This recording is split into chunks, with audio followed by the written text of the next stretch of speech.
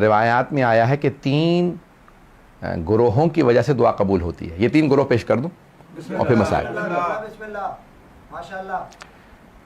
بھئی آپ لوگوں نے بہت محبت سے سنا اس لیے پیش کر رہا ہوں. 3 گروہوں دستوں کی وجہ سے دعا قبول ہوتی ہے.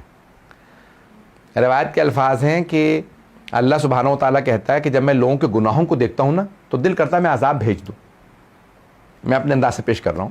لوگوں کے گناہوں کو دیکھ کے اللہ کہتا ہے میں چاہتا کہ میں عذاب بھیج دوں, لیکن جب میں 3 گروہوں کو دیکھتا ہوں تو میں سارے عذاب ٹال دیتا ہوں. 3 گروہوں کو. کون کون سے 3 گروہ؟ کہا جب میں ماؤں کی گودوں میں چھوٹے چھوٹے بچوں کو دیکھتا ہوں کہ یہ بچہ, اس بچے کا کیا قصور ہے, معصوم بچے, بے گناہ بچے.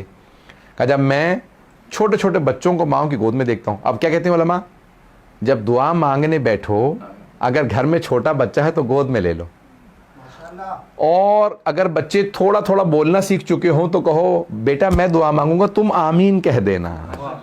بچوں سے, اپنے ہی بچوں سے جو نابالغ بچے ہیں ان سے آمین کہلوائیں, ان کی دعائیں قبول ہوتی ہیں. یہ بہت عجیب و غریب پہلو ہے.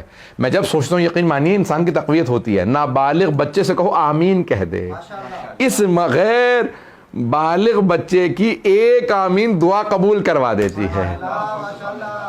دوسرا کہا کہ وہ جو بوڑھے افراد ہوتے ہیں نا, جن کی ہڈیاں کمزور ہو چکی ہوتی ہیں, بال سفید ہو چکے ہوتے ہیں, جب انہیں دیکھتا ہوں تو کہتا ہوں گنہگار تھے اب تو کمزور ہیں, میرے ہی تو ہیں, میری مخلوق ہیں. کہا جب انہیں دیکھتا ہوں, گھر میں کہتے ہیں اگر ایک ماں باپ میں سے بوڑھا بھی ہو نا تو خدا کا شکر کرتے رہو, تمہیں معلوم نہیں ہے جو کچھ نہیں کر سکتے اب, جو اب کچھ نہیں کر سکتے, ان بوڑھے والدین کی وجہ سے گھروں میں رحمتیں آتی رہتی ہیں.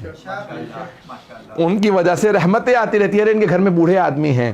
اور یہاں تک روایت میں الشیخ فی اہلہ کالنبی فی امتہ, ایک بوڑھا آدمی اپنے گھر میں ایسا ہے جیسے ایک نبی اپنی امت میں. کتنی بڑی حدیث ہے یہ.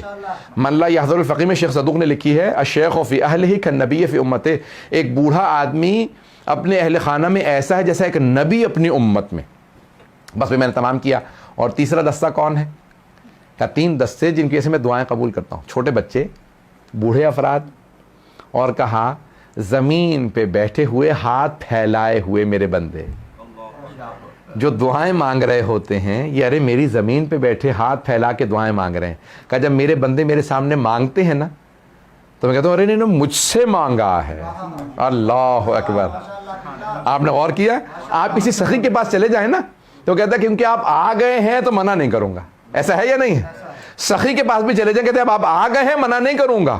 اور وہ جو سخاوتیں عطا کرتا ہے, وہ جو عطا کرنے والا ہے, وہ جو سخی بنانے والا ہے, وہ جو جود و سخا عطا کرنے والا ہے, اگر کوئی اس کی بارگاہ میں مانگے لے, کیا وہ جو ہاتھ پھیلائے لوگ بیٹھے ہوتے ہیں, جب انہیں دیکھتا ہوں تو کہتا ہوں کہ نہیں عذاب نہیں بھیجوں گا.